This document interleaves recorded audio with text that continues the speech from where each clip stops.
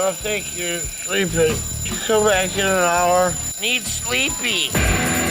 Please go away. Let me sleep for the love of God! It's now time for the Billy C. Morning Show, part of the Billy C. Boxing Network. Interact with the show at BillyCBoxing.com. And we're coming to you live from the Billy C. Studios in Lake George, New York. I'm Bill Calagione. It's time for the Billy C. Morning Show. Good morning to everybody. Special shout out to all of our viewers on Fight TV and our listeners on our affiliate radio stations, especially ESPN New Hampshire. Glad you guys could be with us this morning. Today's show is being brought to us in part by Sal's Neighborhood Pizzeria, an Italian restaurant located in St. Simons Island, Georgia. Check out the website. Find out why we talk about this place all the time. www.salsneighborhoodpizzeria.com. I'll give my man a call, 912-268-2328, 912-268-2328. And don't forget, if you're heading south for the winter, like I wish I was, you can literally stop by and have a great meal at Sal's. 15-minute out-of-your-way detour off of I-95. Check it out. Trust me. And if you mention the show, you get a free cannoli. Hey, it's worth the detour alone. Today's show is also being brought to us in part by Fight TV. You can watch this show on your handheld. All you got to do is download the app. Now, we can get you the app for free forever. Just go to www.fight.tv/BillyC. That's FITE.tv/BillyC. Download the app and forget about it. You'll be all set. Today's show is also being brought to us in part by the Title Bout Championship computer game. Check out why we love this game so much. It's a simulation game. You could put a current champion today against a former champion from 100 years ago and see how they would have fared. Check out the game. You can download a copy by visiting our website, BillyCBoxing.com, and clicking on the Title Bout Championship computer game. Also, today's show, she's being brought to you in part by the Bernard Hopkins Joe Smith Jr. post-fight show, which we're going to air right here live approximately 6 minutes after the official decision is announced. So as soon as the fight is over, tune it in right here on Fight TV, on BillyCBoxing.com, and of course on our YouTube channel, www.youtube.com/talkin, TALKIN, boxing, BOXING. And finally, today's show is being brought to us in part by my book, Tom Molyneux, From Bondage to Baddest Man on the Planet, is a great read. You must read this book. As a matter of fact, it's the holiday time season, I should say, and you should get yourself a couple of dozen copies and give them out as gifts. Very affordable. You can get them where all good books are sold. You can literally get it while you're watching the show right now by going to BarnesandNoble.com or Amazon.com. Find out why we have a 5-star rating across the board. Now, if you want a personalized copy or just a signed copy, order it through our website, BillyCBoxing.com, and go into the book club section. Coming up a little bit later, we got our blast from the past, another request. Jose Luis Ramirez is who Alex Perpali and myself will be talking about. Also scheduled to join us in a little bit is Boxing Hall of Fame and New Jersey Athletic Commissioner Larry Hazard. Also, I wanted to mention a couple of things. We got some emails to read. I tell you, Today I'm all fired up, and the reason is, I really wanted to focus on Bernard Hopkins fighting Joe Smith Jr. and what he says is his last fight of his Hall of Fame career. But a couple of things have taken place since our last show, and one of them is to talk about Deontay Wilder fighting Joseph Parker early 2017 to unify the titles. Now, here's my problem. Deontay Wilder, somebody's got to tell him that he's a fraud, okay? It's not his fault. It really isn't, because I think genuinely Deontay Wilder does want to be considered one of the best heavyweights now and of all time. But the problem is he hasn't proved it inside the ring. They've fed him a steady diet of cupcakes and layup fights. And Deontay, as a result, is pounding his chest. Now, here's a perfect example. Joseph Parker won the WBO title that was vacated by Tyson Fury when he fought Andy Ruiz, which I got some stuff on that in a second, which, in my opinion, neither fighter, Joseph Parker or Andy Ruiz, deserved to get a shot at the world heavyweight title, or at least one of them.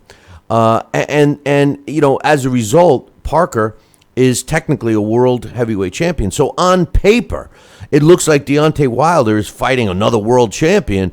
But the truth of the matter is Parker, even though we can't use that as an excuse, because I refuse to say that a fighter is still developing once they have a title, but Joseph Parker hasn't even been tested himself. How does that show that Deontay Wilder is a true champion? Listen, the only way that he can prove it to me is if he legitimately fights a real fight. And that fight, in my opinion, there's only one right now, and that would be for Deontay Wilder to fight the winner of Anthony Joshua versus Vladimir Klitschko. That would be the fight I want to see. Joining me right now from beautiful and warm, I'm sure, St. Simon's Island, New Jersey Boxing Hall of Famer and Guinness Book of World Record holder, and my main man, Sal Rocky Santola. What's up, Sal? Billy C., good morning to you. How are you today, my man? Not too bad, not too bad. I know you and I both agree that fighters shouldn't be still in the developmental stage when they win a title. But once they win a title, I think all bets are off, and they do have to fight real fights. It was announced that there's some talks going on between Team Joseph Parker and Deontay Wilder to fight in 2017. To me, that just gives Deontay Wilder another trinket that he can go around masquerading as a world heavyweight champion when the fight against Anthony Joshua, especially the winner of Joshua-Klitschko, is right there. What's your thoughts on dragging this out? I mean, isn't it time to unify this belt and have one champion? Bill, you said a mouthful right there, and you took the words out of my mouth earlier. But I'll tell you one thing. Yeah, in all defense, I think any fighter that is given the opportunity for a world title fight and wins a world belt, they may still be, I don't want to say in the developmental stage, but like a young champion in Anthony Joshua when he first won the belt. He's still showing us all that he possesses in his talents and his abilities. So even though he has a wherewithal, he's accomplished, he's showing the world now what he can do. And so in our eyes, we see him as developing in a sense. But one thing is for certain, if you have the title of a world champion and you won a belt, as you said earlier, all bets are off. Guess what?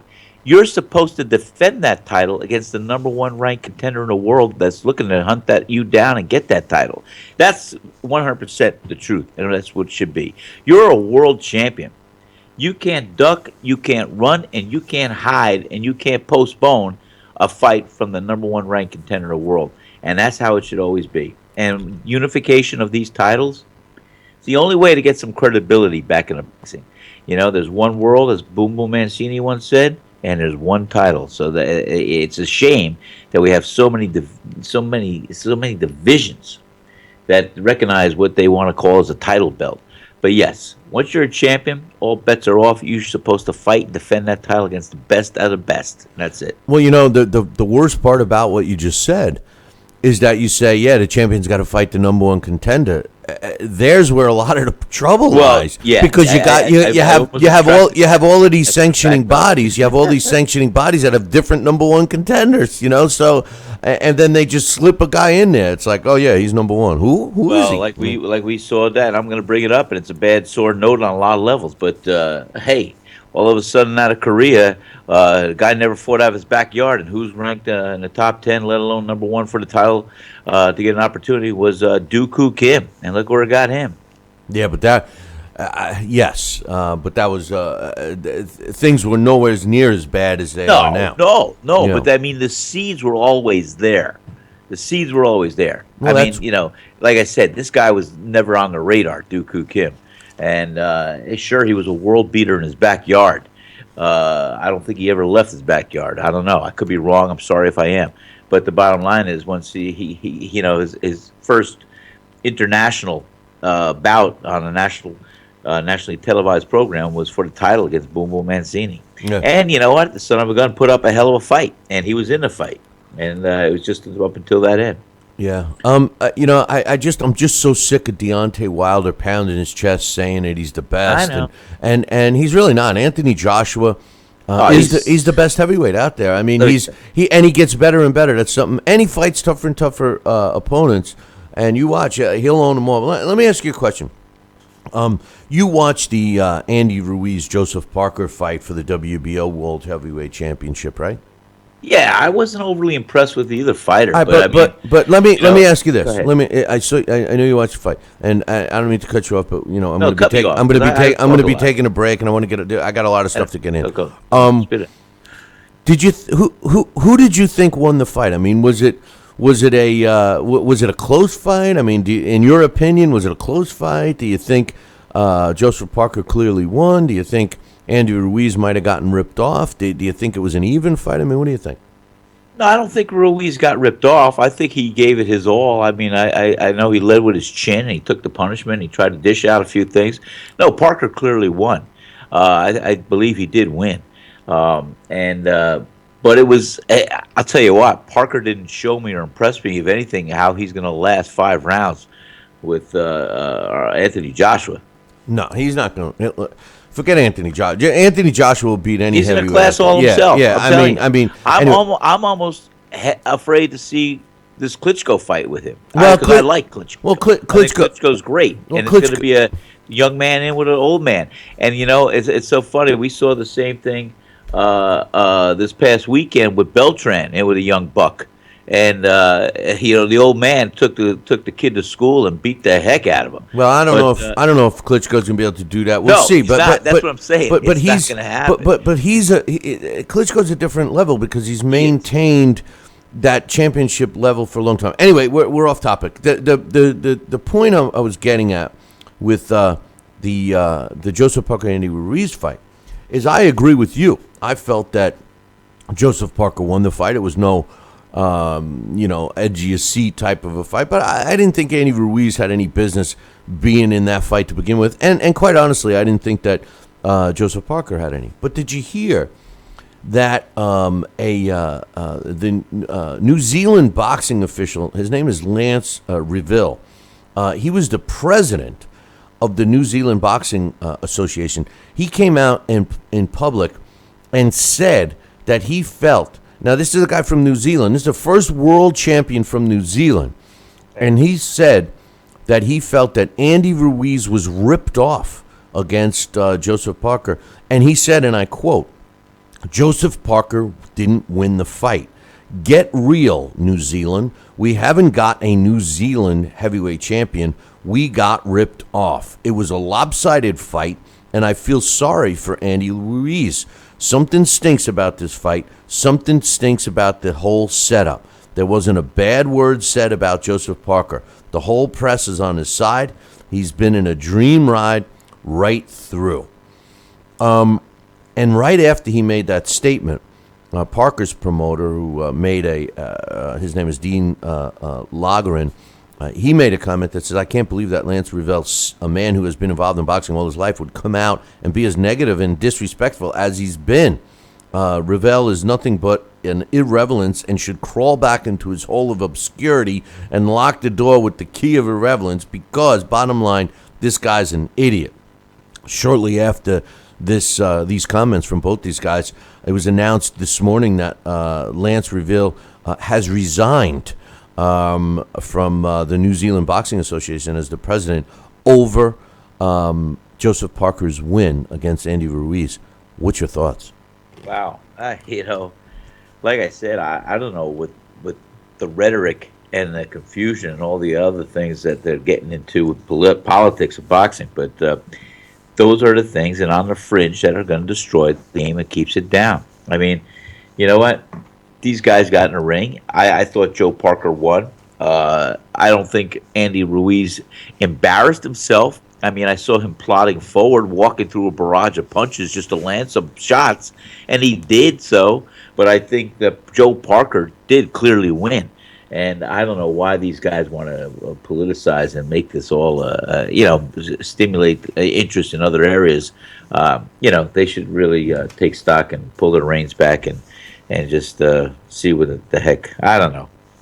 It's a confusion. It's really comical. It's rhetoric. It's bullshit. It's comical. Well, it's a shame. Yeah, it's a shame because, what's really a shame is that both of these guys got a shot at a world title. I mean, that really is the problem, in my opinion. And then to even have some kind of controversy, or like you suggest just now, to stimulate a controversy, is even more ridiculous.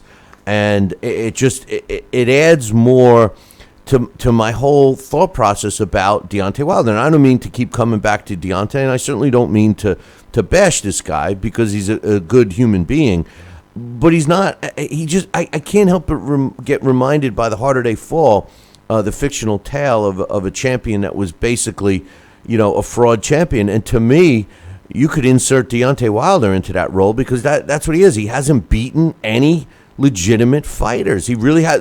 You know what? His best win to date really is Artur Spitska. Because really, Spitska was the best fighter that he fought. I don't give him credit for beating Berman Stavern.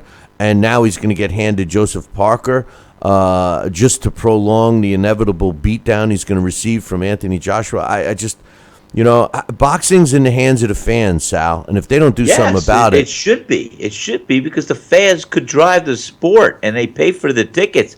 And, it's almost like the fans should almost demand, with due respect of the contention and the rankings and how they work. But you know what? It's like fans, we tried to drive and force a fight between Canelo Alvarez and Triple G. Didn't happen because Alvarez doesn't want to face Triple G until he thinks he might have the upper edge. But yeah, Joe Parker, I didn't think, I was not impressed with Joe Parker as a number one ranked contender or anything else. Hey Sal, hold that thought. I got to take a break right now. Okay. And when we come back, you can finish that thought. And I want to throw a second half of my fans got to drive the sport question to you because I got some stuff to back it up with. So Sal and I will be back in 2. The Billy C. Morning Show will be right back. Hey, fight fans, check out KOFantasyBoxing.com. KO Fantasy Boxing is boxing's only trademarked fantasy game. Check it out, www.KOFantasyBoxing.com. Select your own gym, your own fighters, track them through a season that can last from 3 months to a year, depending upon which league you join. You got to check this out, man. www.KOFantasyBoxing.com. Join it today. Again, www.KOFantasyBoxing.com, and tell them Billy C sent ya. Check out BillyCBoxing.com now, or feel the wrath of the mighty mustache. Oh, that hurts. Why are you doing that to my face? I hate you. That's BillyCBoxing.com. Consider this your warning. Now, back to the Billy C. Morning Show. Interact with the show at BillyCBoxing.com. And we're back. You're listening to the Billy C. Morning Show. Glad you could be with us. Don't forget, we're doing a Bernard Hopkins, Joe Smith post-fight show right here on BillyCBoxing.com or Fight.tv. That's FITE.tv. Don't forget to download the app for your handheld. Just go to Fight.tv/BillyC and get it for free. We will be doing and of course on our YouTube channel. Can't forget them. We're got big plans for our YouTube channel for 2017. YouTube.com/TalkinBoxing. TalkinBoxing. We'll be doing the B-Hop Smith Jr. post-fight show as soon as the fight is over, approximately 6 minutes after the official announcement is announced. So make sure you're tuning in right here. We open up the phone lines. We get your thoughts and all that happy stuff. And joining me right now is Sal Rocky Santola. And Sal, before we went to break, I asked you, I mentioned about the fans, really in the position to control the sport of boxing right now. And what my biggest hang up, and you and I have talked about this many times, about how these fights, and don't get me wrong, I'm not looking for knockout, drag out, killer matchups every single time I turn on the tube or want to see a fight. But when you have a big fight and it's advertised as such, or when you have one side of the fight as a big name and the other one as an unknown or a non-competitive, that's an issue for me. Like, for example, Badeau Jack against James DeGale. That fight's coming up next in a couple of weeks in 2017. That's a good matchup. That puts two top fighters against each other. It was announced yesterday that the fight is officially taking place January 13th between junior middleweight champion Erslandy Lara, who is regarded by many, Sal, as a pound-for-pound top fighter. I mean, this guy's a quality fighter. All right, had a stellar, extensive amateur career. He's fighting Yuri Foreman. Now, Yuri Foreman was a world champion that honestly had no business being a world champion. He fought Miguel Cotto in that fight at Madison Square Garden where he broke his injured his leg, and Art McCanty Jr. was like, "Suck it up, kid, suck it up." Was thrown. The corner was trying to stop the fight by throwing the towel in, and McCanty Jr.'s throwing the towel back and making him fight. I mean, it was horrendous that that took place. But the point is that Yuri Foreman is not a champion caliber fighter now. He hasn't worked his way back after that injury. He showed that he couldn't even be in the same ring as Miguel Cotto, let alone Erslandy Lara. This is the kind of matchup that the fans have to just say, no, don't watch it or anything. And by the way, it's a PBC matchup. It's a showcase fight. Sure. What's your thoughts? Well, as you just said, how can the fans express themselves best? And that's just not supported. Don't look at it. Don't watch it. Don't pay for it. Don't give it the attention and time to do. It's a shame too, because as you said, this isn't going to be a good fight. This isn't one worth promoting. And I don't know. The game, we'd like to think that it's in the hands of the fans, but it unfortunately only to a certain extent, because the promoters, the matchmakers and money makers, that's what they are. They want to stimulate, get these things done, and it's almost like you just said, the harder they fall. Yeah. Let's put a paper tiger in front of all these guys and let's let them look good on paper. Let's prolong their title belt. Let's all run for the money and get the money as long as we can. Like you always say, Deontay Wilder, he's probably a very nice guy. He's a decent guy, and he's a decent fighter. Do I think he'll last 5 rounds with Anthony Joshua? No, he's going to get an extreme wake-up call, and he's going to find himself on the canvas. I know it. Yeah. Well, I mean, Erslandy Lara, a world champion, taking on an over-the-hill Yuri Foreman, to me, isn't an attractive bout. However, to see a guy that's been there, done that as an experienced fighter, like, let's say, Lucien Boutte, who was a world champion and has had his ups and downs, he's taken on a young up-and-coming fighter in Elder Alvarez in February in Quebec. Now, I'm okay with that fight, not that. Yeah, Boutte, I'm not okay that. with that. That's passing the baton. That's testing a young buck coming up and against a veteran. That's in the game card, man. Yeah, I don't have a problem with that. Even though Alvarez probably will win, but it's a good test for him, and it's an opportunity for Lucien Boutte to get back in the mix. It's a win-win for both fighters. Right, and the Erslandy Lara Yuri Foreman fight in January, that's a joke. That's a joke. But anyway, I got some emails. We're already running out of time. This one's from Jesse. He says, "Hey Billy C, I love the Charlo fight, and I agree that he looked fantastic and could give these guys a run for their money. Andrade calling them out, and that should be a good one. If not, Canelo should fight him. I loved how he stayed in the pocket and stalked Julian, who I thought would win. Charlo backed it up and deserves a top guy." I agree. I felt the same way as Jesse. I wasn't that impressed with Charlo. He, too, has been handed a steady diet of cupcakes, but I thought he looked good against Julian Williams on Saturday. And I think he just needs to tighten up his defense. But I would love to see him fight Demetrius or Canelo. But, Canelo's looking for easy layups. So good point, Jess. He says, what's your thoughts on Erickson Lubin and his win? Is he ready for semi-top guys like Ishii Smith, Brian Rose, Stevens, or Tommy Langford? My answer is yeah. Erickson Lubin is a young kid. You and I actually got to call him at call his fight at the Florida finals, Florida State Golden Gloves finals several years ago. And he's a quality fighter. He has fought and beat the lower level guys, and I think Ishii Smith would be a great fight because I think Ishii Smith is pretty much of a bum. So Brian Rose, another good one. So yeah, I agree with Jesse there. He says, I had Parker versus Ruiz, a draw. Both look semi-good, and they had their moments in exchanges, but Ruiz should have digged in and instead of staying on the outside. Sometimes Ruiz should lose all that weight and move up to light heavyweight or super middle. If Parker fights the guys, then he will get if Parker fights top guys, he's going to get knocked out. Yep. I agree with that. He says Molina looked bigger than Crawford, but he just looked so sluggish. I want to see Crawford versus Broner, or maybe the winner of Broner Granados, or the winner of Indongo. If not, it's time he faces top guys to showcase the best versus the best, such as Thurman, Danny Garcia winner, maybe Pacquiao, Porter, Kell Brook, or Errol Spence Jr.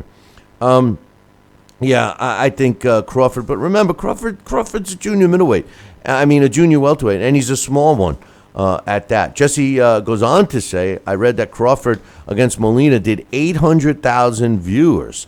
Which is good, and mostly of them were probably from Nebraska. I disagree. I think most of them were from the rest of the country because everyone in Nebraska was at the event. So, he definitely packed the house, and 800,000 views on cable was pretty impressive. He said they should showcase more of Crawford. Mares against Cuellar did about 300 viewers, which isn't too bad either. He says, what's our thoughts on the ratings? I think that's indicative of it being a not pay-per-view. Remember, Sal, when they put Crawford as a pay-per-view, his numbers weren't that great. No, they were down. Fighters need to get the opportunity to fight on, the cable networks for several times to draw and create a bigger audience, and then move to pay-per-view. They tried to do it the other way around with Crawford. Absolutely, and it was a mistake, and I think they should learn immediately. This guy's got to draw nationally, he's got to draw internationally, and he's a great fighter, and he's exciting to watch, and he should be able to do that. Put a little personality behind it too, and he'll have a lot of people wanting to see him.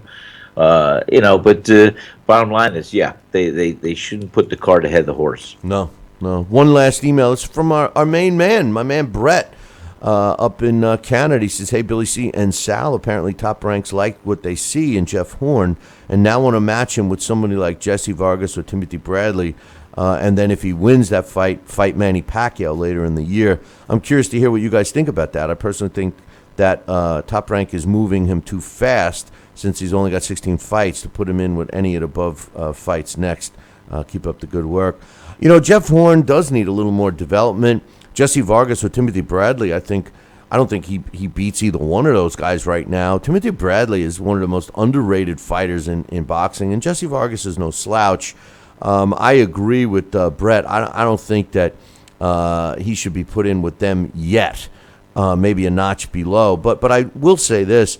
I keep hearing Manny Pacquiao's name, Sal. I was just going to say, go ahead. I keep hearing his name with potential matchups.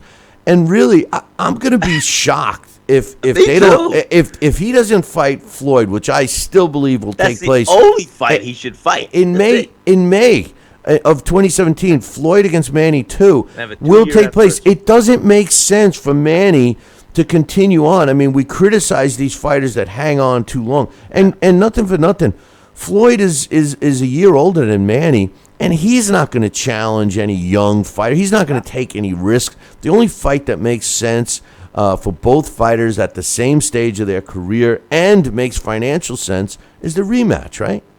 That is the only fight that and the night we had the fight at my restaurant, I swore to you, I said I would never, ever pay to watch this rematch. Because Billy C., you called it. As soon as that last bell rang, you said there's going to be a rematch next year, whatever. And you know what? And I said to you, I will never pay for a rematch to watch these two fight again.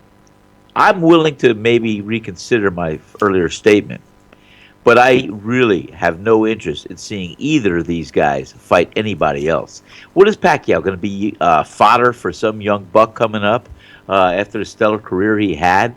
Or what is Mayweather going to do?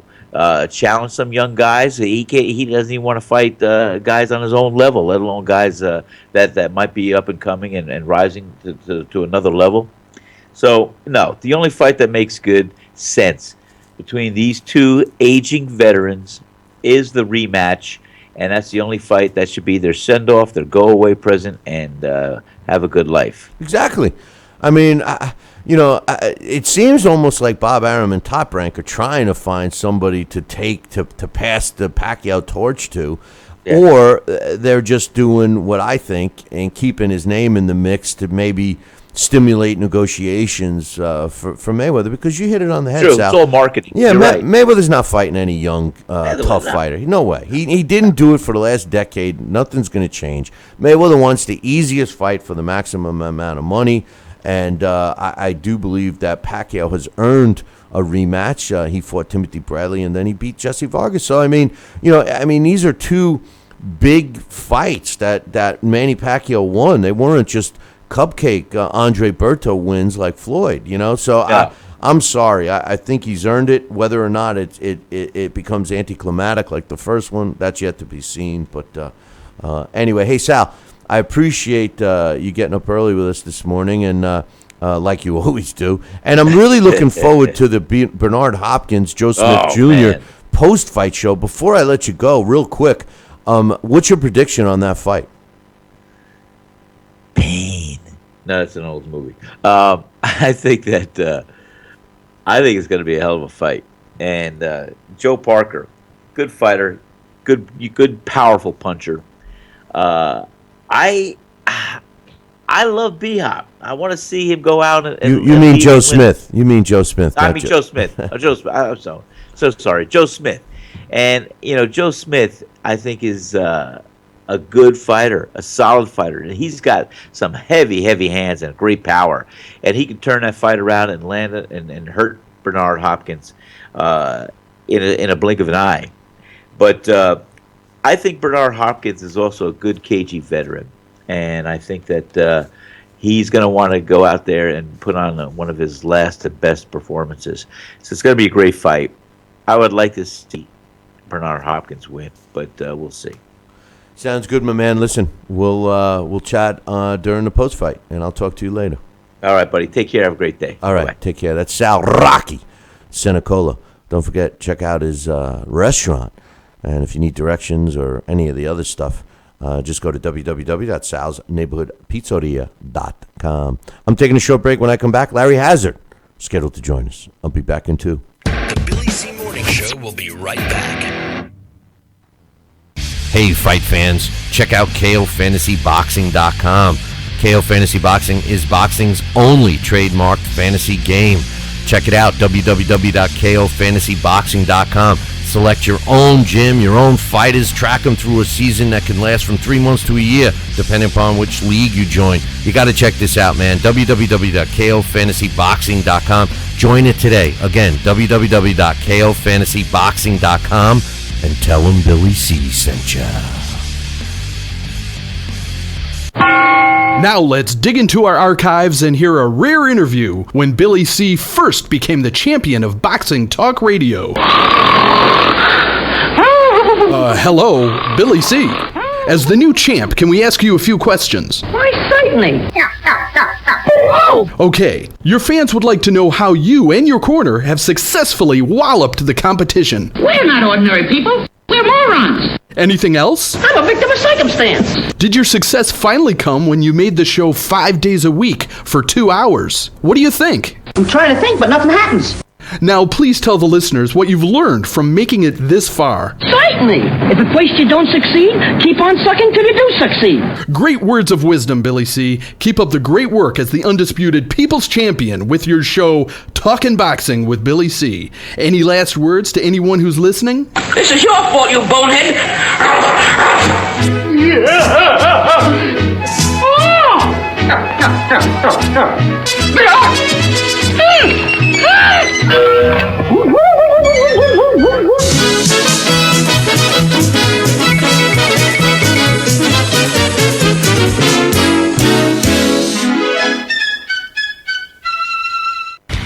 Check out BillyCBoxing.com now, or feel the wrath of the mighty mustache. Oh, that hurts. Why are you doing that to my face? I hate you. That's BillyCBoxing.com. Consider this your warning. Now back to the Billy C. Morning Show. Interact with the show at BillyCBoxing.com.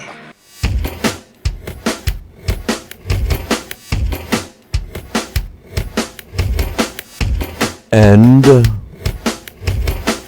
we're back. You're listening to the Billy C. Morning Show.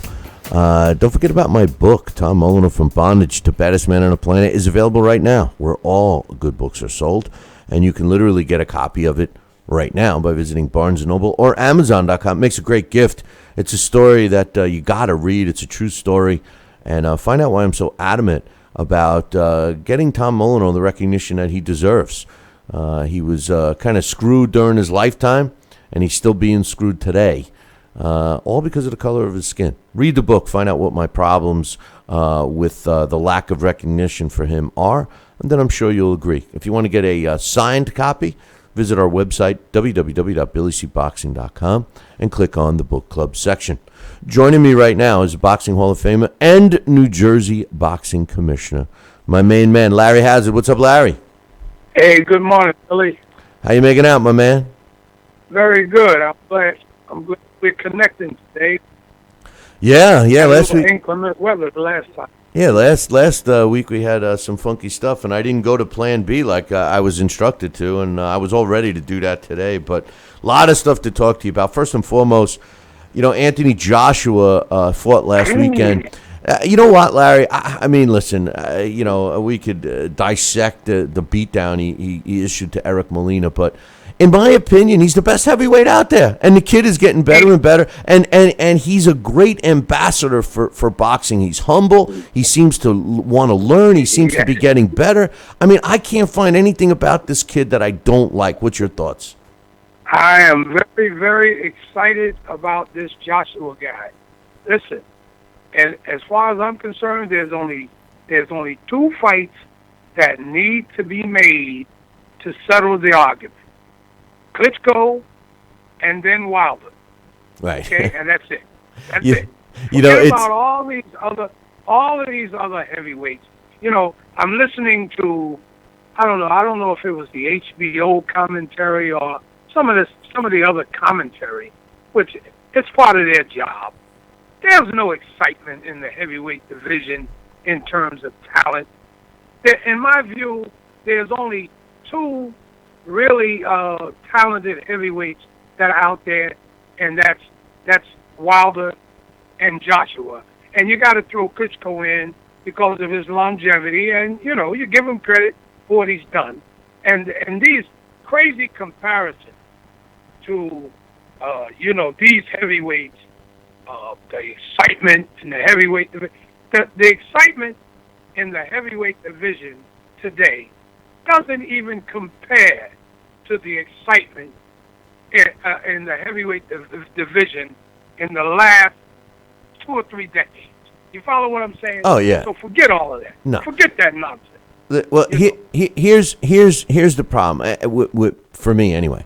I agree with you. And as a matter of fact, my big topic today was that Deontay Wilder has to prove he's a real champion by fighting the winner of Klitschko and Anthony Joshua. And instead, there's rumor that he's going to be unifying or attempting to unify and fight the newly crowned Joseph Parker from New Zealand. And here's my problem with that, Larry, because I have said, hey, when a fighter wins a title, all bets are off. I don't want to hear the BS that they're still developing and this and that. They wear a belt, and now they pretty much open themselves to, all challenges.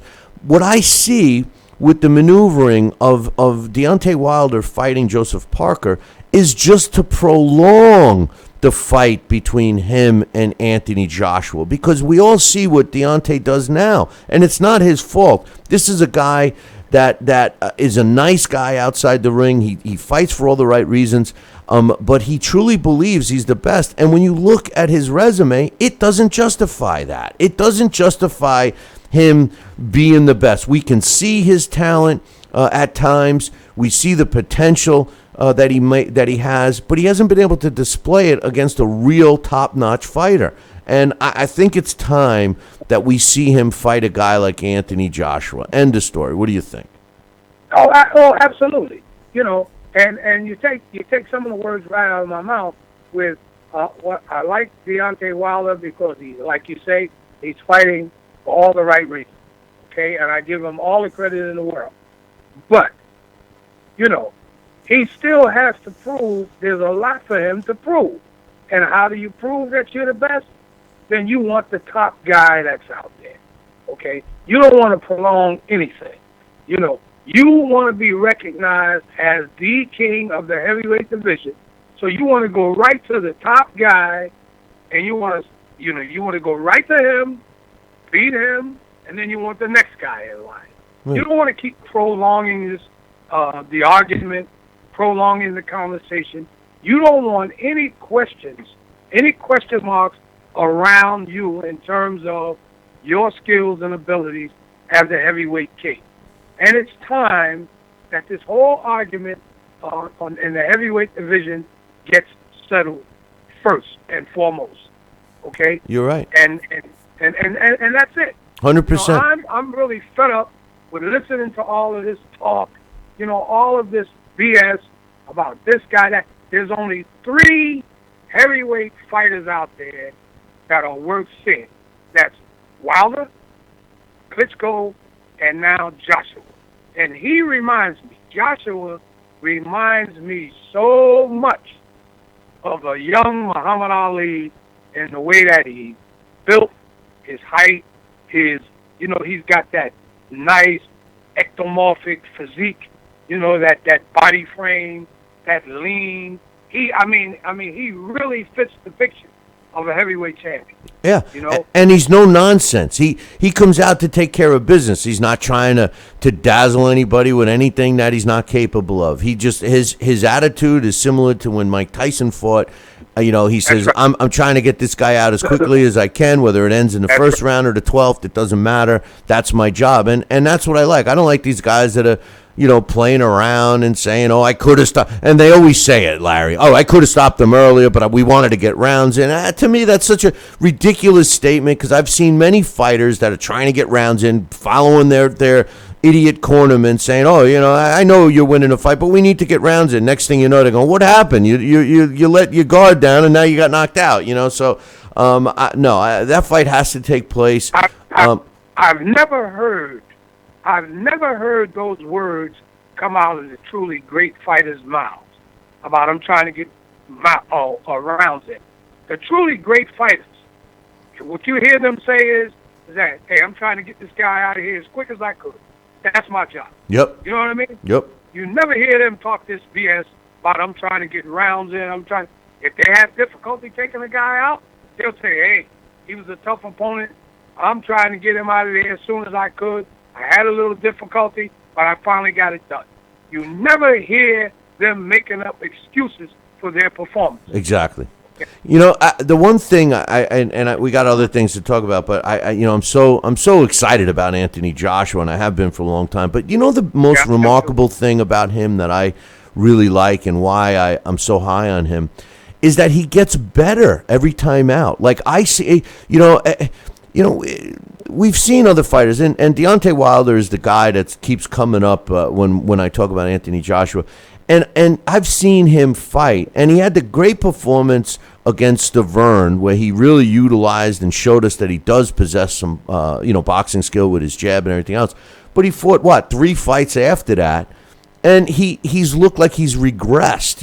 He doesn't look like he gets better and better in every fight, and he's being hand-fed cupcakes to make him look better, and he doesn't, and here Anthony Joshua is the complete opposite. He's fighting tougher and tougher opposition and looking better and better. I mean, if I'm looking and evaluating Anthony Joshua, I'm saying I want to get in the ring with him as quick as possible, similar to what Floyd did with Canelo Alvarez. Let's get him now before he becomes too good. It gets better. Yeah. I mean, that's what I would be thinking. And I see the guy improving every time, and I think he's a breath of fresh air. I love watching him. I really do. And and you make a very good point. A good management and a good trainer. You want to get this guy early because as time goes on, he only gets better. Right. So it's going to be harder for you to defeat him later on because, he starts getting used to knock guys out. He starts trying different things in there. You understand what I'm saying? Yeah. He gets better and better, and it makes your job harder as time goes on. Well, look at Floyd. Floyd can say, no matter what Canelo Alvarez achieves from here on out, and I personally have my own hang-ups with Canelo because he won't fight Triple G, etc. But no matter what he achieves, if he becomes a Hall of Famer, if he ends up beating all these top guys, who knows? He's a young man. He's got a full career ahead of him. At the end of the day, Floyd still says, I beat him, and it becomes buried in history at the point in which he fought him. But we know that Floyd was smart enough to say, hey, this kid is dangerous. Let's fight him now. He's got some holes in his game that he's going to fill, and let's fight him now. And I think that Wilder, who's not getting better, the longer he waits to get in that ring with Parker, the worse it's going to be for him, man. I don't know. We'll see. But and they both have suspect chins, which makes it even more interesting. I could see them both hitting the deck and getting up, So I just look at Anthony Joshua, and like you mentioned, his physique is built so perfectly for a fighter. My one knock on Deontay is he's got those skinny little chicken legs, and I just think that when he gets in trouble that they're going to fail him, so. Well, we'll see. Yeah. Another good fight that took place this weekend, at least it was good in terms of a showcase fight, was Terrence Crawford beating up on John Molina. Now, here's the thing, Larry. I knew that this fight was going to go exactly the way it did. I mean, I predicted exactly what we saw. But what I was impressed with, because I wasn't impressed with the fact that Terrence Crawford beat John Molina, because that wasn't an issue for me. I knew that he was going to beat him, and I knew that he was going to beat him the way he did. But what he did do that I wasn't expecting was he started from the first bell, and he came on aggressive, and he took it to Molina, and just never let up for the whole point until it was stopped in the 8th round.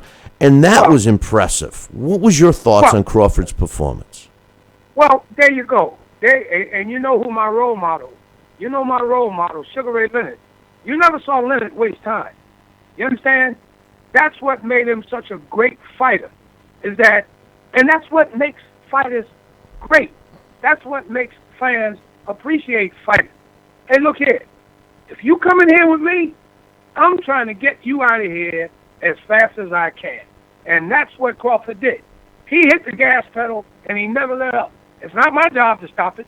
If his corner don't stop it, the referee don't stop it, I'm steady coming, and I'm putting this shit on. I'm putting it on him. You understand what I'm saying? Yep. And that's what he did. He did not let up.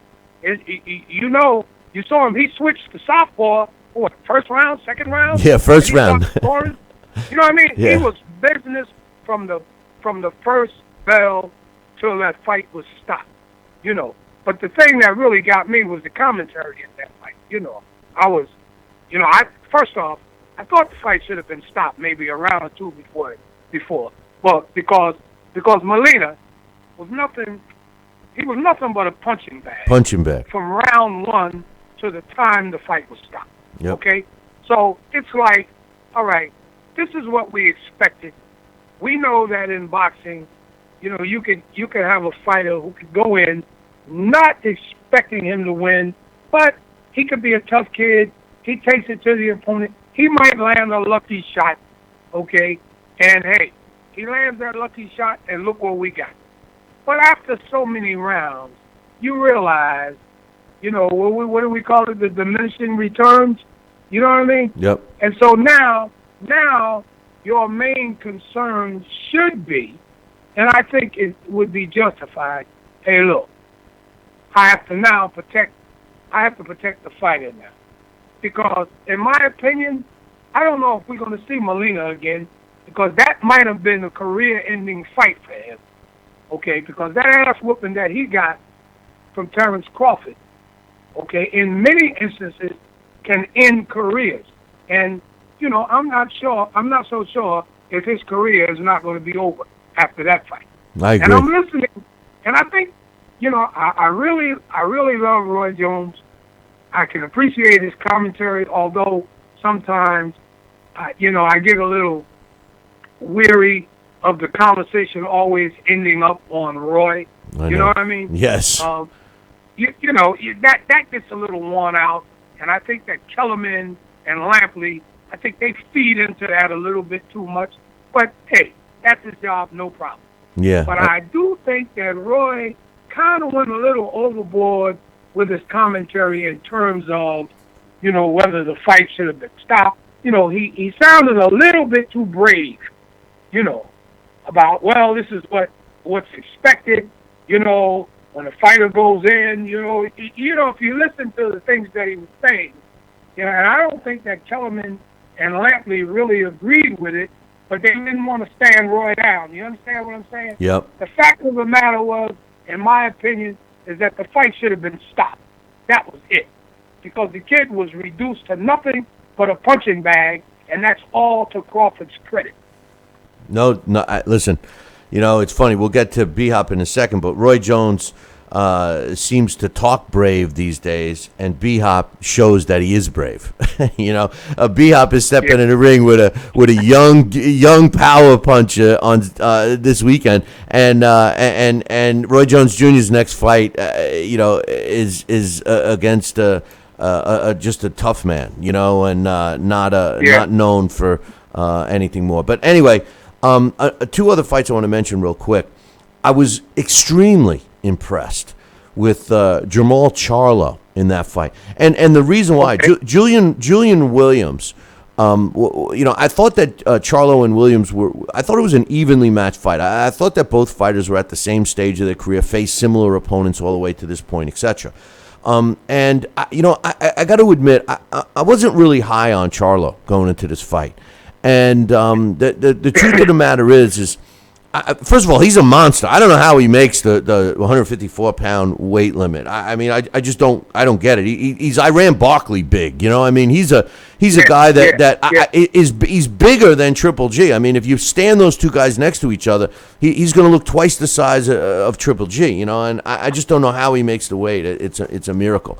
But what he did and how he fought, engaging and showing boxing skill. The only thing that I can see that he needs to work on is tighten up his defense a little bit. Aside from that, I think Jamal Charlo is a pretty complete fighter. What do you think? I think so too. And I think that, you know, he's got that bone structure, Billy. You know, that's why I think he makes that weight.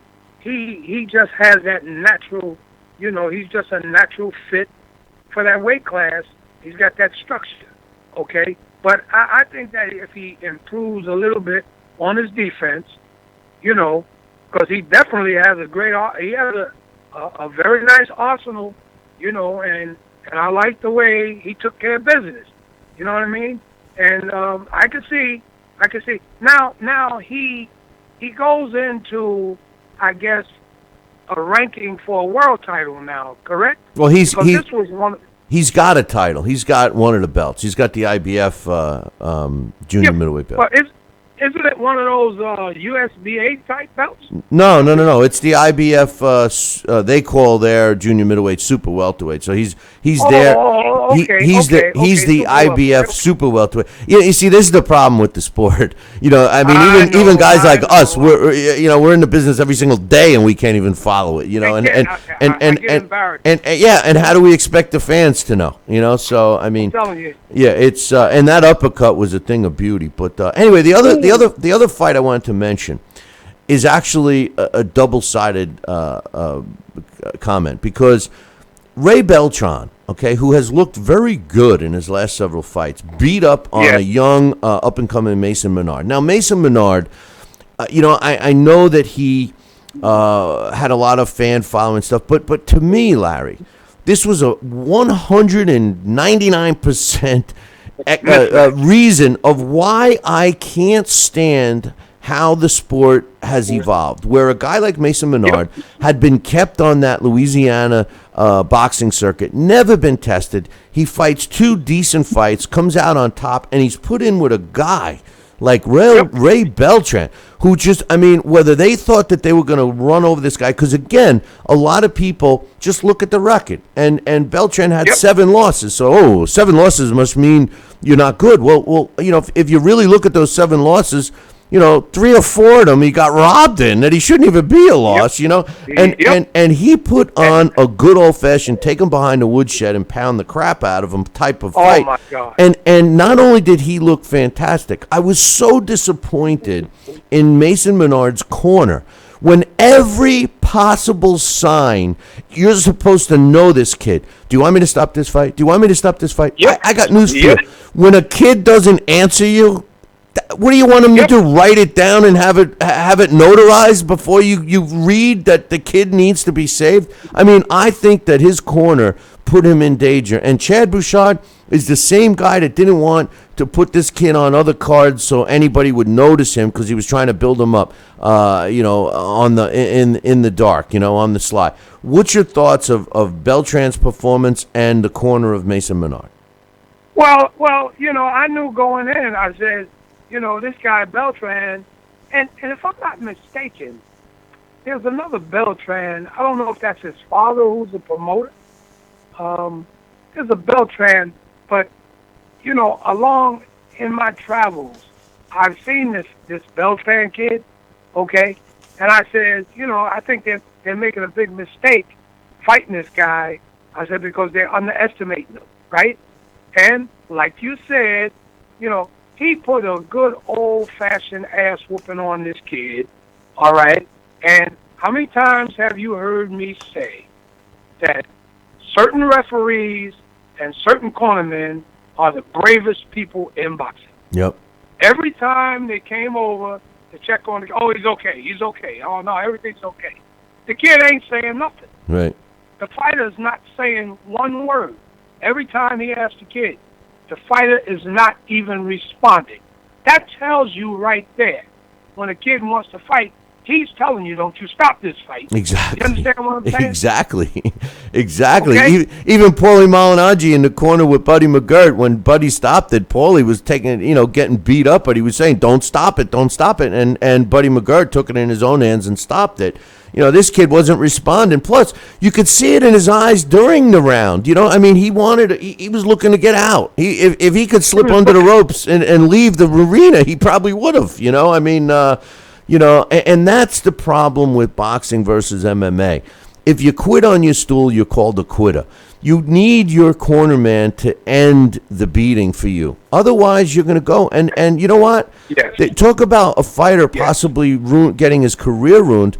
We may never see Mason Menard again. This was a guy that took a beating, and he was in trouble when he finally was knocked out. And they should have stopped it on the first knockdown when he got laid out. I mean, that was. But he didn't want it. He barely beat the count. You see, Billy, this is where, again, I've given thousands of refereeing seminars, and this is where I put some of the responsibility on the referee. When I was a referee, there was only certain cornermen that I would rely on. If I went over and, okay, You know, how you feel? You ask the kid, you want to continue? How do you feel? I look at certain cornermen that I would respect their opinions because they would always be honest and forthcoming. Certain guys, I wouldn't even ask. Some of these corners, I go right on. I'm stopping this fight. Okay? Cornerman, oh no, hey, the fight's over. You understand what I'm saying? Yep. Because I'm telling you, historically, some of these cornermen, okay, and some of these referees, they want to get into TV time, okay, because they think that the fans came to see them, not the fight. I hate that. I hate that. That's the worst, man. I can't stand that. That's like one of my biggest pet peeves, man. But you're 100% right. Hey, Larry, before we leave here, one quick question. Big fight this weekend. Bernard Hopkins is fighting Joe Smith Jr. They claim it's his last fight. Personally, I think he's going to win the fight. I'm picking Bernard Hopkins to win the fight. I know you don't like to make predictions, but and I'm not disrespecting Joe Smith Jr., but his big claim to fame is one big win over a guy that you could even say wasn't even that top fighter in Andres Fonfara. We're talking B-Hop, even at 52. I can't see Joe Smith beating B-Hop. I think there's too much ring savvy involved, and I certainly don't think this is the last fight for Bernard. What do you think about it being his last fight? And, of course, give me a prediction. Break down and give us one. Well, let me say this, okay? I'm gonna go away from my usual, okay?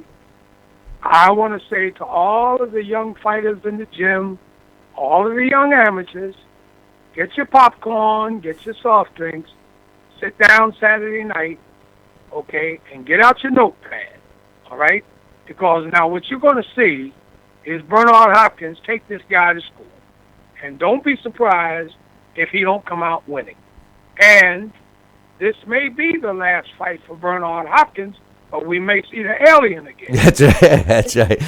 I said that's right. The executioner very well could be his last fight, but the alien. But the alien might be coming back. No, listen. That's gonna. I'm telling you, we talked about this a while ago, and that's gonna be the promotion of the next fight. You watch. The alien's back for his last fight. But anyway, and who knows? 2 more to go. Who knows if alien.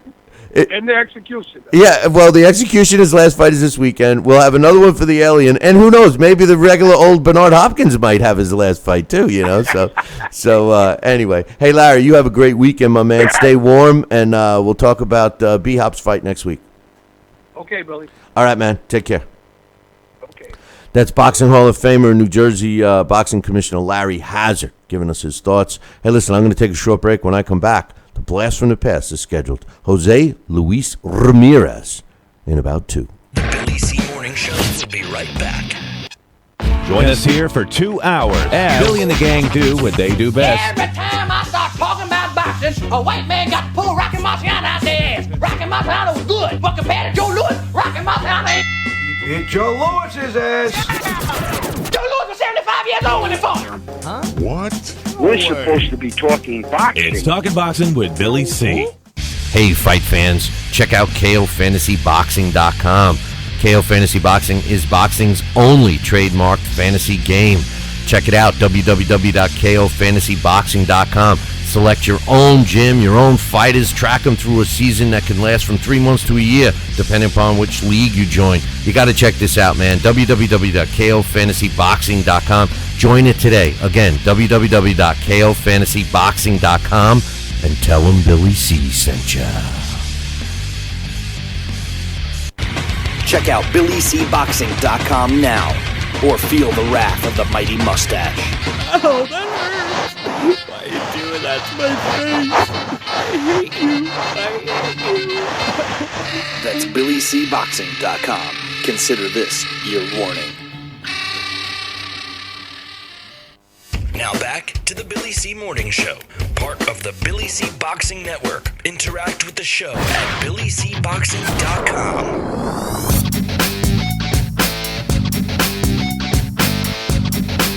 And we're back. You're listening to the Billy C. Morning Show right here on Fight TV. Glad you guys could be watching us. Don't forget, download the app, and we can get it for you for free to not only watch this show on your handheld, but all the programming on Fight TV. Just go to fight.tv, that's FITE.tv/Billy C, and you'll automatically be able to download the app for free forever. So, hey, listen, one of the longest running segments we've done on this show is about to happen, right now. Blast from the past. We shine the spotlight again on fighters from years past. top-ranking Joe Louis is the leading contender. Joe Frazier with a left hook. Good right hand thrown by Foreman that time. Look at that left hook. Belt that goes to Ray Mancini. It's Blast from the Past on Talkin' Boxing. And this week's Blast from the Past, which is being brought to you by, or brought to us by, or it's being sponsored by KOFantasyBoxing.com. Check it out, www.KOFantasyBoxing.com, and the Title Bout Championship computer game. Download yourself a copy right now by visiting our website, BillyCBoxing.com, and clicking on the Title Bout Championship computer game banner. This week's Blast from the Past features a former world champion in Jose Luis Ramirez. And joining me right now to tell us all about Jose Luis Ramirez is my main man, Alex Papali. What's up, Alex? Good morning, Billy C. How you doing? Not too bad, my man. Not too bad. I hope all is well with you. And, this guy, Jose Luis Ramirez, it's another one of the requested blasts for Alex and I to do. And, this is a guy... And we'll be. I'm jumping the gun a little bit, but this is a guy that we're always looking at the Hall of Fame, and what gets a guy in, and what prevents a guy from getting in. And when I look at his resume, he has beaten some Hall of Famers, but he seems to have come up short against more Hall of Famers than coming up with the W. But still, how can this guy not be in the Hall of Fame? Yeah, I think that's the thing, is that he has more losses against Hall of Famers, but than he has wins. But he fought 7 of them. 1, 2, 3, 4, 5, 6, 7. Yeah, 7 Hall of Famers. He did pretty impressive. He did beat Edwin Rosario, and he did beat Pernell Whitaker. So and Charlie Choo Choo Brown too. He beat. So not that he's a Hall of Famer, but. And Ray Mancini. I mean, all the other ones that we'll get to that he lost to. But anyway, I didn't mean to jump the gun. Tell us about Jose Luis Ramirez. Yeah, it's an impressive list of Hall of Famers that he fought. That's for sure. Jose Luis Ramirez. He was born December 3rd, 1973. December 3rd, 1958. His debut was 1973. His professional debut. His nickname was El Zurdo, or El Zurdito, which means little southpaw. And he was a southpaw, left-handed fighter. He was 5 foot 6.5 inches tall, and he fought at lightweight. And he never moved up. I think he started really light. His first fight, he was 14 years old and weighed only 112 pounds. And he knocked out a 22-year-old guy who weighed 125. So he basically grew up in boxing and stayed as a lightweight once he matured. But he was born in I think I'm pronouncing this correctly, Huatabampo, Mexico, Sonora, Mexico. It's in the Sonora is the province, and he learned boxing in Culiacan, Sinaloa, Mexico, the same town as Julio Cesar Chavez, and they knew each other.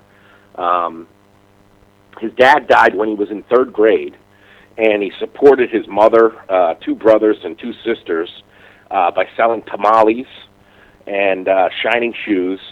And another thing, Billy C., that you're familiar, anybody who listens to The Blast is familiar with, we know that they're a tough bunch of guys. He delivered newspapers. Oh, no. Okay. All right, say no more. You know how those newspaper boys were. I tell you, we don't have them around anymore, really. I mean, we all have newspapers, but, man, did they used to fight a lot? I mean, how many of them? Most of them. I think that most of them really were newspaper kid at one point, right? Yeah, I guess that's the thing. Is you got to defend your route, man. When you maintain those subscribers, and sometimes you got to throw down in order to keep them. Well, I think that the only knock on Jose Luis Ramirez is that he waited so long to become a professional fighter. I mean, he waited till he was 14 before he turned pro. Yeah, I know it. It was pretty long in the tooth. He also worked as a carpenter and in an upholstery factory. But when at 14, he watched a boxing match on TV and realized that's how I can help my family. And he went to the gym the next day, and he turned pro just about almost 4 months later, in 1973, at 14 years, 3 months, and 29 days. He won 50 pesos for that first fight he had, where he was outweighed by about 13 pounds. And at the time, 50 pesos was worth about $4.50. He was sort of a strong, silent type, a tough, plodding aggressor, and his power was not the one-punch variety, but his boxing skills and especially his ability to duck are definitely underrated. When you look at him, and he started off early, no amateur career to speak of. He kicks off his career early as a kid, and he loses for the first time in 1975 against Sergio Enriquez, who was a 2-0 fighter, and he was already fighting 10-round fights at that point. But his career, he had 9 losses. The next 8 losses that this guy had was against the best of the best. When you think about it, I mean, starting off with Ruben Olivares was the next loss, right? And then he ends up with Alexis Arguello, Boom Boom Mancini, Edwin Rosario, when he lost to him, Hector Camacho, and then basically 3 of his last 4 fights, Julio Cesar Chavez Jr., Pernell Whitaker, and Juan Martin Kagi, who was a world champion as well. And that was the only fight that he ever fought outside of the lightweight division. He fought at junior welter in the Kagi fight, but in his last fight. So I mean, when you look at his record, people of today would say, "Wow, well, geez, he's got 9 losses." But look who they were against. Exactly. Yeah. 7 of them were Hall of Famers. So yeah, I mean that's it's not too shabby. And yeah, that the Ruben Olivares is the only time he was. I think that's the only time he was stopped. Yeah, he was only stopped 1 time in that fight. And, the other thing is talk about, a little guy, a lightweight, was a knockout artist. I mean, 82-9, he had a 74% career knockout ratio, which gives me reason to believe that you could say he was a power puncher pretty definitively. Would you describe him as a good defensive fighter? I think, a decent defensive fighter, just in terms of self-preservation, but he definitely had trouble with, the real slick guys, Camacho, Pernell Whitaker, but, those are some pretty high-level slicksters. Yeah, I mean, he definitely hit hard. He, when he fought Alexis Arguello, he dropped him. But then lost a split decision. Ray Mancini, that fight, he supposedly had been sick with a stomach flu for 2 weeks leading up to that fight. So that's one of and he didn't look himself in that fight. But, to take nothing away from Ray Mancini, see how I did that? I took away from it, and then I said I'm not taking away. I know you didn't want him in the Hall of Fame. We all know that, okay? We all know that, Alex. But that's what people do today. They say not to take anything away from him, and then they take something away. From him. That's the same thing. I don't want to make any excuses, but exactly. Here comes the excuse. But right. Going back to the Alexis Arguello fight, you could argue that he won that fight. It was a split decision. Right. I mean, it wasn't like he got overwhelmed by the Hall of Famer. And the same thing, he went the distance with Boom Boom. As well as the first time he fought Rosario when he won the title, when he lost the title and he beat him in the rematch, he stopped him. But I want to make a point about the fight against Hector Macho Camacho in 1985. This was Camacho at his best, Alex. This was him when, you know what bothers me when you start talking about Hector Camacho, and I know this is not Jose Luis Ramirez, but Hector Camacho, when he was fighting at lightweight, was really one of the best fighters I ever saw. I mean, he had it all. It wasn't until his fight with Edwin Rosario that he changed his style, and a lot of young fans that may have caught him in the second and third and fourth parts of his career never got to see the Hector Camacho that fought Jose Luis Ramirez. And for Ramirez to fare the way he did against Camacho, just like you said, he had trouble against slick fighters. Well, Camacho was more than just a slick fighter. He was more than just a Pernell Whitaker who could, make you miss and tap you and touch you a couple of times. I mean, Camacho went in for the kill when he was at this weight class. So I think Ramirez is. I do believe he's a Hall of Famer. I think you have to look at, that whole body of work. I mean, it's tough to. It would be tough for somebody to make the argument that he's not. Yeah, I think it's very likely that he will get it one of these years. I don't know. I think that they should let in 4 guys a year rather than 3. I think 4 to me makes more sense.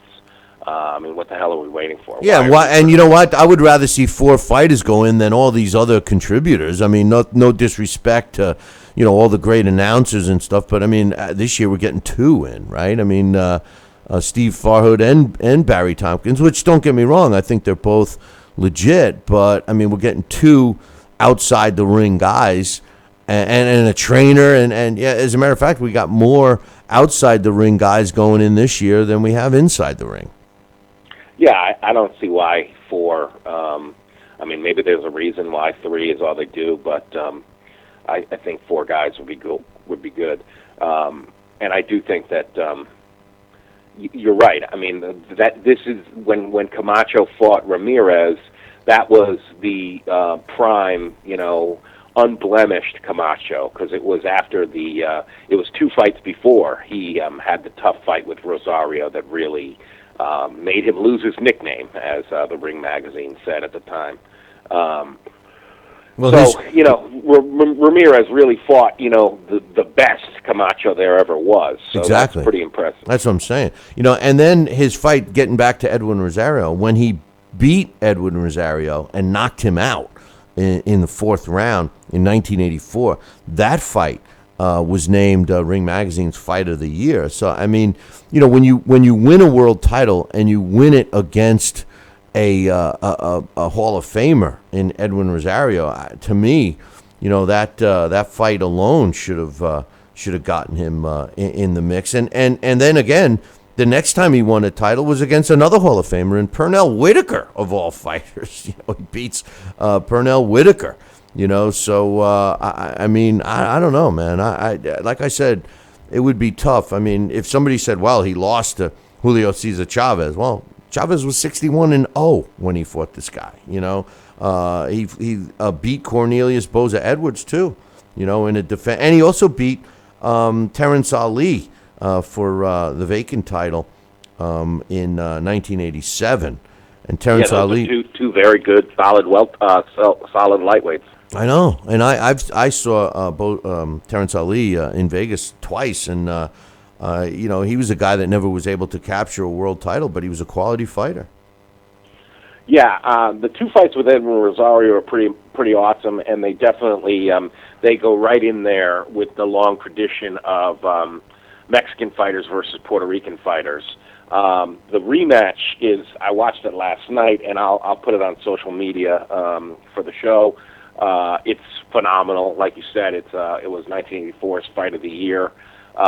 It was absolute bedlam. Ramirez is dropped in the 1st round. He's getting hammered by Rosario and comes back.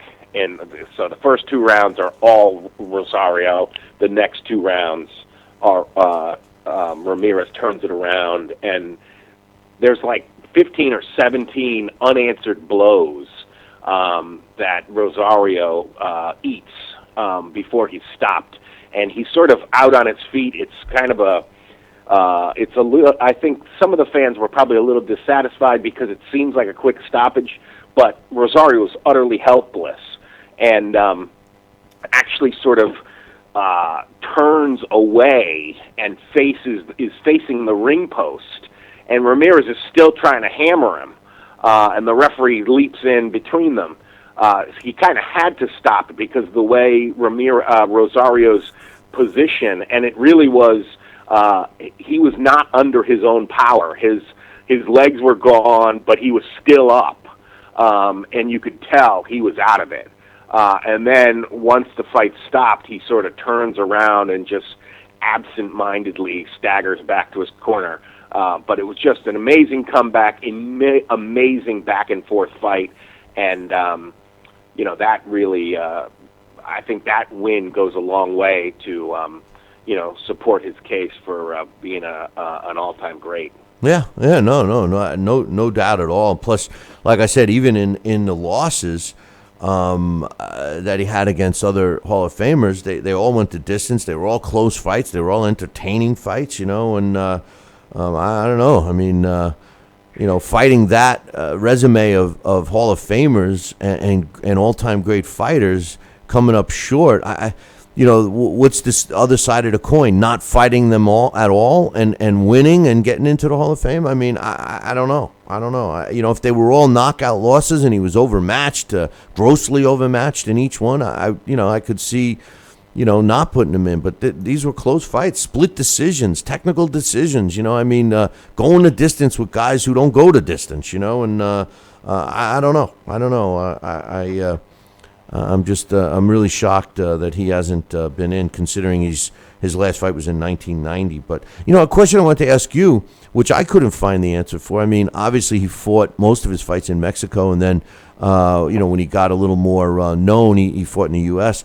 But then he fought a lot in France towards the end of his career. Was there any specific reason why he found fighting in France so comfortable, or at least... He moved there. He moved and moved to France, and he started living there. And that's where he had the fight with Whitaker. But it was like Paris, France on the Rio Grande, because it might as well have been Mexico with that fight. That was when people talk about the corruption and connectedness in the WBC. That's a fight to think about, because and a lot of times when we see robberies today, what we call robberies today, they don't compare to the robbery of Pernell Whitaker versus Jose Luis Ramirez, that first fight. It was just utterly ridiculous that decision, although it was a split decision, two judges scored it for Jose Luis Ramirez, and if you watch it, there's just, I don't know how you could make a case that he won. Of course, Jose Suleiman, the late president of the WBC, was from Mexico. It was one of those nights where you kind of thought, well, these judges knew who was supposed to win in the cards, so they made sure that he did.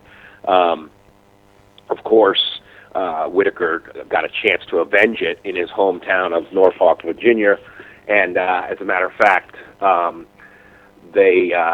a lot of the fans there in Virginia had signs that said "No way, Jose," because they didn't want that to happen again, to have him have Ramirez fighting their hero in his hometown and get another bum decision.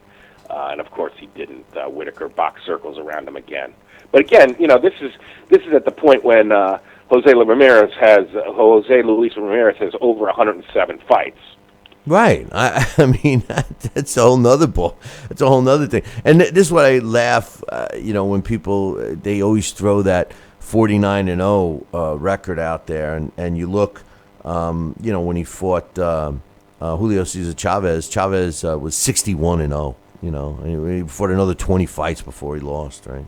So, I mean, it's just, I don't know. I just think that the emphasis is put in the wrong areas. Like a young fan would look at Jose Luis Ramirez and all they would see is 9 losses and assume that he wasn't a good fighter. And right, and that's unfair because you're right. I mean, this is somebody, he fought everybody. He fought frequently.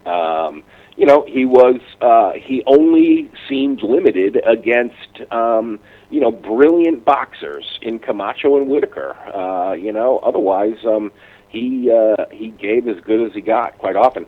When him and Julio Cesar Chavez were pretty good friends, like I said earlier, they had trained and they learned boxing in the same gym in Culiacan, Mexico, and they even sparred with each other quite a bit.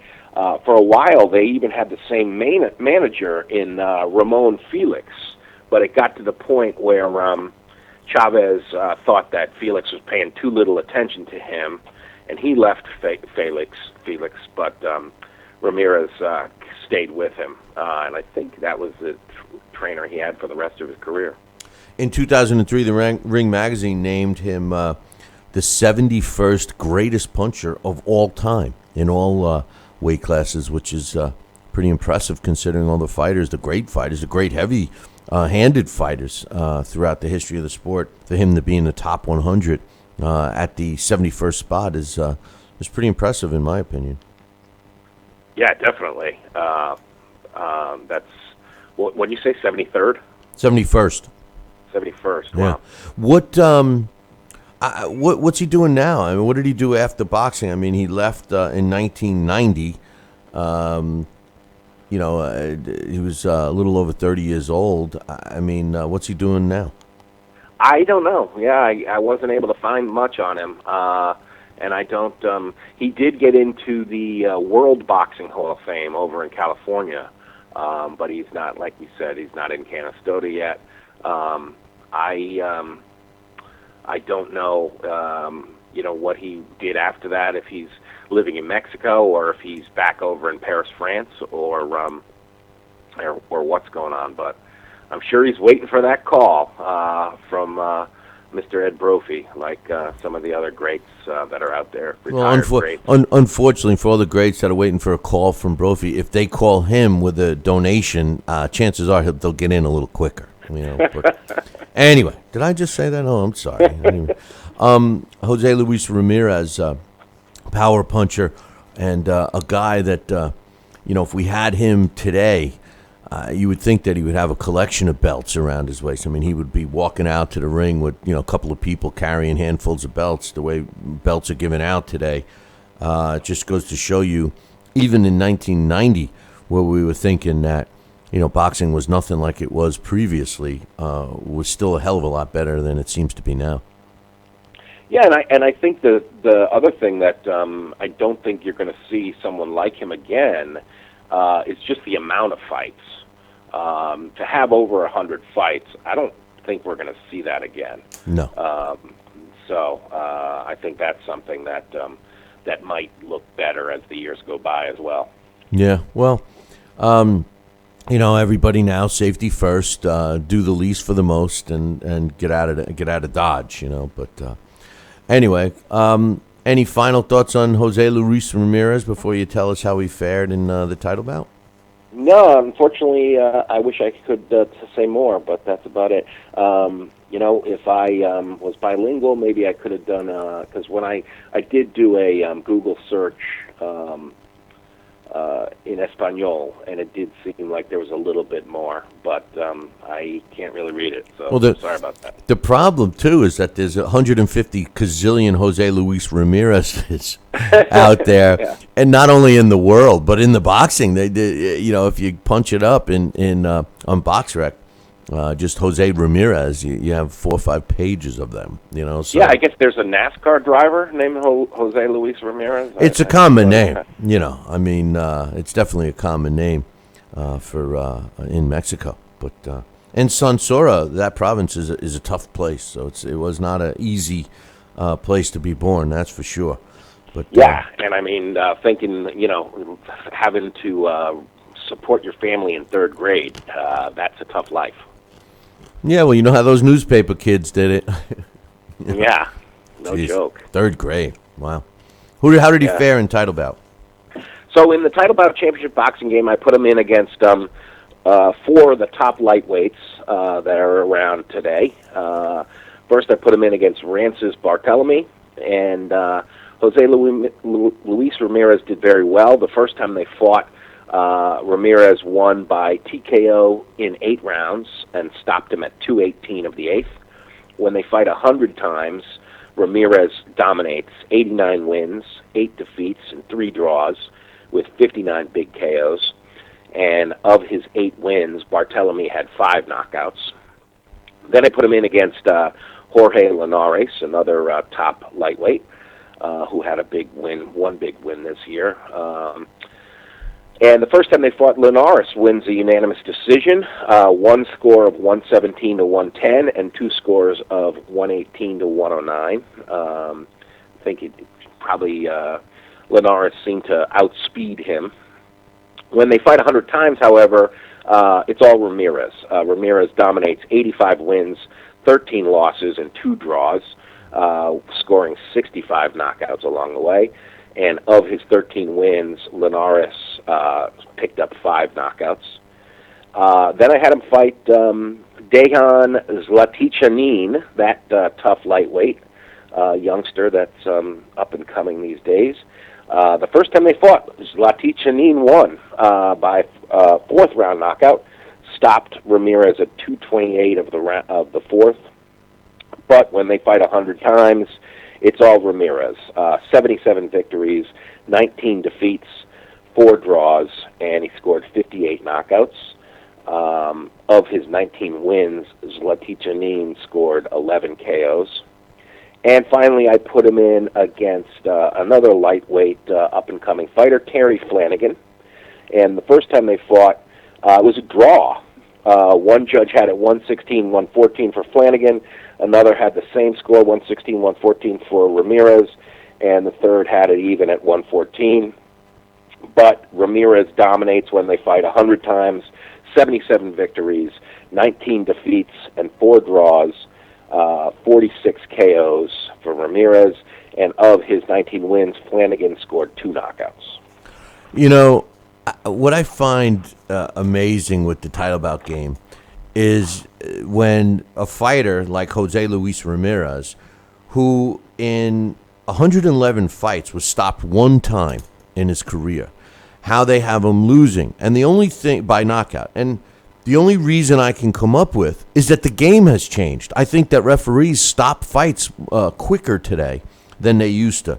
And when you look at some of these great fighters of yesteryear, even great guys like Rocky Marciano, et cetera, how many of those fights would have never given us the end result should they have taken place today with today's rules and the quick stoppages? I mean, geez, during Jack Dempsey's times, with the exception of the Tunney fight, you're allowed to stand over the guy. He crawls up and bam, you're allowed to hit him again, and, these guys that survive that go on to win fights after being pummeled and all of that, I'm convinced that the Title Bout Championship computer game puts that in. I wonder, is there a setting where you can put, like the era, I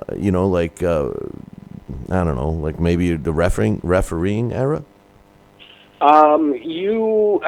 Not that I know of, but there is a setting that I always set where, you can make either the referee or doctor stop the fight, and I always set it the referee only. And the other setting is, I always set it by 10-point rounds, 10 points to the winner, 9 points or less to the loser. But I don't know, if there's a way to do that. That's a good point because, I set the guys as their prime also. Right. So you're getting the best of each fighter. Yep. But it doesn't seem like there's, not that I know of, is there a setting where you could use today's referees, but it does seem that, I don't know. I mean, I think part of it is that, the fighters of today, it could be human beings are bigger and stronger. So I think that the game sort of reflects that idea that because of that, there might be more knockouts. Yeah, but you're in the weight class. You're 135 pounds. You're 135 pounds. You know, I mean, True. the only weight class that's really apparent is the heavyweight. Hey, just getting off topic, I mentioned Jack Dempsey, and it was this old movie I was watching popped into my head. It was called The Lady and the Prize Fighter, or The Prize Fighter and the Lady. And anyway, Max Baer was the star of it, and there was several fighters in it, and there was some hidden humor in this movie. And if you've never watched it, check it out. Jack Dempsey plays himself, and he plays a promoter. And actually, Max Baer goes on to fight Primo Carnera in this as the main event, so to speak. And it was very similar to Rocky, where the first fight ends in a draw, and Max Baer gets all the accolades, and he would go on to fight Primo Carnera in real life for the title and beat him. And a lot of people feel that this was the movie during the filming of it that he learned some of the mannerisms and characteristics of Primo Carnera inside the ring. But there was a scene where Jack Dempsey was asked to be the referee for this fight. And he goes like this. He during the fight, he says, you guys, you know what the rules are, you know what the regulations. He says, one more thing. Don't forget, if one of you go down, you have to go to your neutral corner. And I crack up. I start cracking up because of, if anybody out there knows what I'm talking about, of course, that's how Jack Dempsey lost the rematch with Gene Tunney. He didn't go to his neutral corner, and I found that pretty funny. But anyway, that's some of the, pleasures of life you get when you become an old fat bastard like myself. But yeah, that's nice. That's a little boxing insiders joke they did there. That's pretty cool. I know, and that's the thing. If you watch it, I mean, there was a couple other ones too that they did throughout the movie that I won't get into now. But check it out. It was an old movie, and it was a good one. Anyway, Jose Luis. For me, just as an aside, also you mentioned Primo Carnera. I always, I love, for me, a tradition around Thanksgiving is ape movies. I love Planet of the Apes or King Kong, Mighty Joe Young. I always watch them around Thanksgiving. I don't know, it's just a tradition I have. It doesn't take much for me to want to watch an ape movie, though. But I watched Mighty Joe Young again, and I don't know if you've ever seen that, but there's a scene where they have, they take Mighty Joe Young from Africa and they put him on a stage show in Manhattan, and there's a scene where he does a tug-of-war with a bunch of strongmen. And there's a few guys, I would assume some of them are real, like, wrestlers and stuff, and one of them is the former heavyweight champion of the world, Primo Carnera. Yeah. And Carnera actually squares up with Mighty Joe Young and hits him in the face a couple of times, punches him, and Joe Young just sort of flicks at him with his just his little fingers. And it's pretty cool because it's a moment where you have, the stop-motion ape with a human, and they're interacting, which, today you see that all the time where you have a CGI character, but that was right at the cutting edge of technology. It looks pretty cool, but it's neat to see Primo Carnera in there. Yeah, it's funny. I saw a big show about that, about the stop animation filming, and, the one that put it on the map, of course, was King Kong in 1933, and it was pretty interesting. But anyway, Jose Luis Ramirez, he's a former two-time world lightweight champion. He had a career record of 111 fights, total 614 rounds, 102 wins, 82 by knockout. He only lost one by stoppage, but he did have a total of 9 losses. He had a knockout percentage of 74%. Jose Luis Ramirez, our blast from the past today. And as usual, Alex, fantabulous job. Good job on Jose Luis Ramirez. And we got one more blast before we take our holiday break, and then we come back Monday, January 2nd, to kick off 2017. So I'm looking forward to that. A couple of questions I wanted to get your thoughts on, Alex. First and foremost, I'm like a giddy schoolgirl over Anthony Joshua. I can't find anything negative about this guy. I love him. Takes care of Eric Molina in 3 rounds. Did not mess around. Looked good. What was your thoughts of his performance? Yeah, it was very impressive, and he breathes new life into the heavyweight division. I would love to see him dominate or get rid of Klitschko once and for all, and I hope that he will. I do think that Klitschko, of course, has massive experience over him, but I think he's old enough and overripe enough to get knocked off the tree by somebody as he really seems like the total package, Anthony Joshua. I mean, he's aggressive, he's strong, he's fast, he's smart. So I do think that I'm looking forward to that. I do think that I kind of disagree with you a little. I'm not sure Deontay Wilder is a fraud. I think that it could be that makes for a pretty good matchup, Joshua versus Wilder. I'd love to see it. At this point, I do think there's just a lot more poise in Anthony Joshua, so I would lean towards him. But Wilder has that pop, so you never know what's going to happen if Wilder cracks Joshua right on the chin.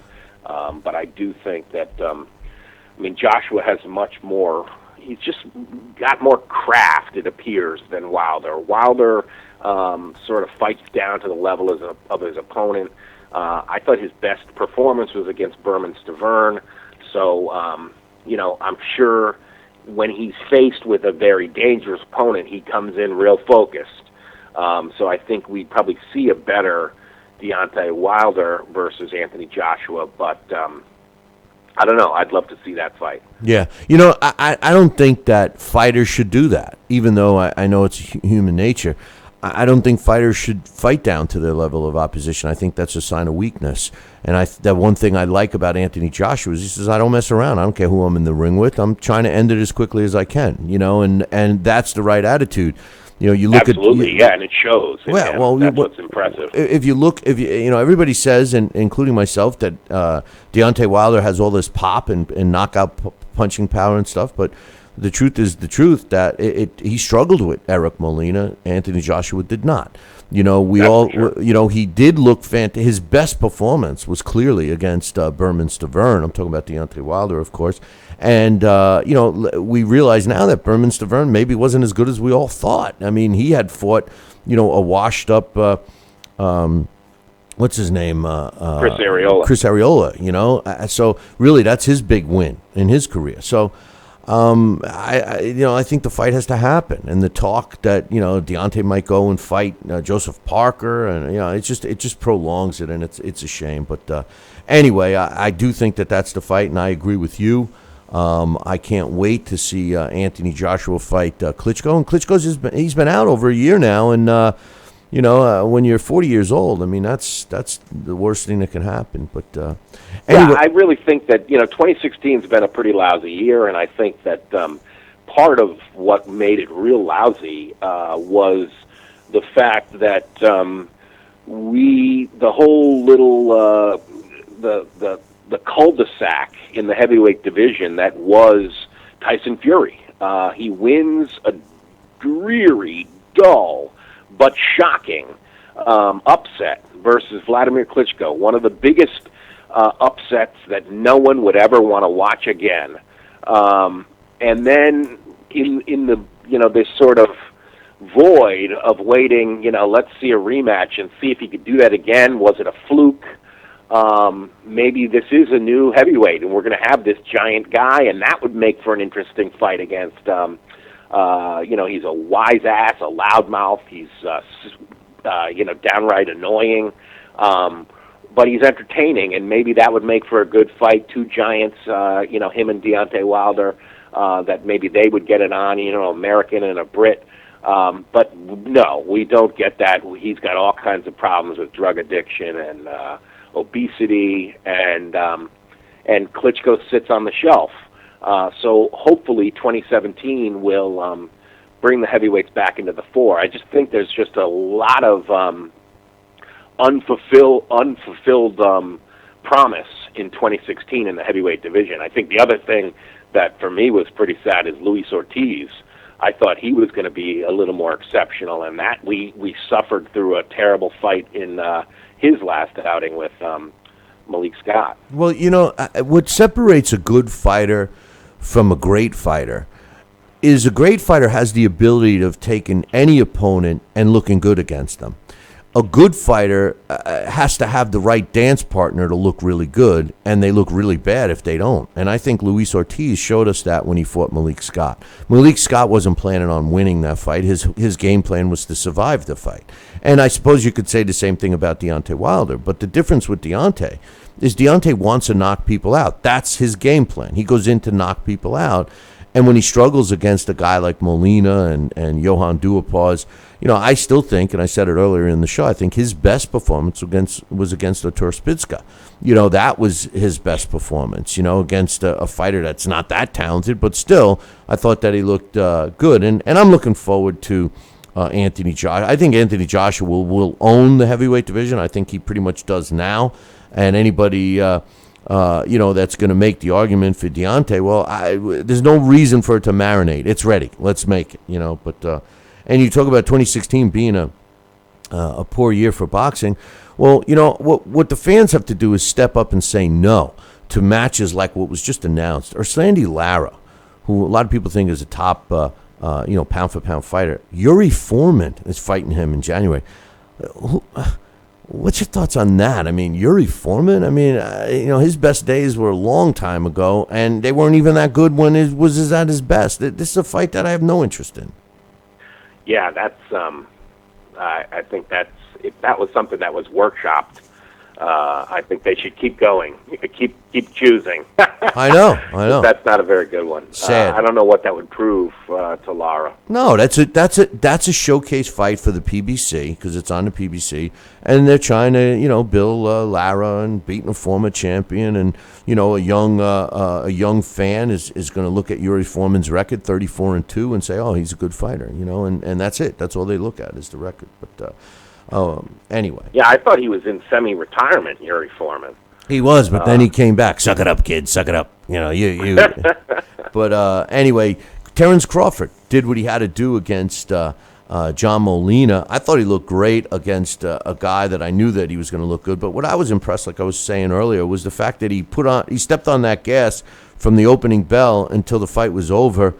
I like Terrence Crawford, and I don't think he gets the recognition he deserves. What do you think? Yeah, I think, in a way, as much as it was totally uncompetitive, I think that was a good win for him. This sport is brutal, and I think that every now and then you want to see a guy, just obliterate his opponent, and that's what we saw. And like you said, from the opening bell, he had his foot on the gas. A lot of times Terrence Crawford starts slow. Not Saturday night. And the thing that was cool about it was as much as he was outgunned, outskilled, outspeeded, everything, Molina kept trying, to no avail. He got utterly hammered, and I'm sure he had a splitting headache for his troubles. But he certainly earned his paycheck. And Crawford looked, as sharp as they get. He made a case for himself for being one of the best fighters in the sport, and possibly fighter of the year. I think that that's something we've got to start thinking about now. And I think between that win, the dominant win of over Postal, which unifies help consolidate the titles at that division, and the win over Hank Lundy. He had a pretty good year. Yeah. Well, the division that we have with all the sanctioning bodies and stuff really put focus on how messed up the sport is. I mean, not that it wasn't a good fight, but the WBC had Francisco Vargas against Orlando Salido as the fight of the year for them. And, I can't help but think of Leo Santa Cruz against Carl Frampton, and each one of them are going to come out with their own awards and, further divide the sport, which is one of the biggest problems we have, in my opinion. But anyway. Yes, the Salido Vargas was a pretty amazing fight. I'm not saying it wasn't. That was like a horror movie. I know. I remember being just plain frightened at the beating they both were absorbing and dishing out. I get in that fight. So that was one of the better fights of the year. I know, and so was Carlos Cudras and Chocolito, Roman Gonzalez. That was the runner-up for WBC. Don't get me wrong, I'm not saying it wasn't, but they dismiss the fight that they weren't involved. Like to them, Right, yeah. Santa Yeah, Cruz I hear ya. Frampton didn't even exist. It didn't even take place, and when you start mentioning fights of the year and who won it and who finished second and who finished third, I mean, you're never going to see Santa Cruz Frampton on the WBC list, and to them that fight didn't exist, which is wrong for the sport, because now you're trying to develop a fan base to follow a specific belts. I mean, specific networks, specific promoters. I mean, it's so confusing. I mean, and then we go, oh, what's wrong with boxing? What's the problem? But anyway, real quickly before we go, Bernard Hopkins against Joe Smith Jr. this weekend. B-Hop says the executioner, it's his last fight. I still don't think it will be. And Joe Smith Jr., big win, his biggest win really to date. Andre Fonfara got him in this position to fight B-Hop, or got him in a known position. People know who he is now, and he's ultimately landed a fight with B-Hop. Alex, I'm looking at this fight, and as much as I like Joe Smith, and I know Coach in the chat room loves him, he's a power puncher. But he's never stepped in the ring with a Bernard Hopkins, a guy with that kind of experience. And even at 52 years old, I'm officially predicting that Bernard Hopkins is going to win this fight. How do you see it going? I'm certainly going to be rooting for him, and not just because I'm 46 years old, and I'd like to root for somebody older than me. But I've always been a fan of Hopkins, and yeah, you're right. I think that Joe Smith Jr., he's a big puncher. I haven't seen enough of him to really know whether or not he's going to be able to, have anything else to overcome just the amount of craft and just plain ring smarts that he's going to be in there with on Saturday night. Hopkins has shown in the past that he could. If a guy, comes in there with power, he could stay away from the power. He showed it most recently against Kovalev, and that was a guy who was trying to take his head off. So I think if he could do it against Kovalev, I think he could, survive. If he could survive against Kovalev, I think he probably has enough left to not only survive but beat Joe Smith Jr., and I think it would be very impressive. I don't know if it's going to be exciting, but I think that's one of the things that we get with Hopkins now is that he wins, but he wins sort of he can win ugly. But I think this will be fun as an event just because you're seeing such an old guy in there. But I sure would love to see him take a VADA drug test, that's for sure. I think that he's going to probably give us an exciting fight, B-Hop. And I don't think... exciting, that'd be awesome. I know, and I have a feeling that's what we're going to get. And I also agree with you about Joe Smith, but I also feel that Joe Smith does not hit as hard as Kovalev. And since B-Hop survived that, even though he's a year older... I'm picking him. I'm picking B-Hop to win the fight, and I'm definitely picking him to get another opportunity after this fight to fight one more time. One more last time, so. Yeah. Anyway. It's going to be interesting to see how he works with John David Jackson, an ex-opponent who's training him now. He canned Nazim Richardson, showing that he's one of the least loyal people in the sport. It was over money. It was over money. He didn't want to get the cut. Yeah, and right. That's pretty crazy. And I think you make a great point. I mean, he's getting rid of a voice he's worked with for so many years, and nothing against John David Jackson. I happen to like him and know him personally, and he's a damn good trainer. But B-Hop's at the point where I don't think he really is looking for anybody other than to. Give him water in between rounds, So he's not going to listen to anybody, So, which young fighters should not emulate, but B-Hop's in a different class. But Yeah, I mean, I like John David Jackson a lot, and I think that he's a good trainer.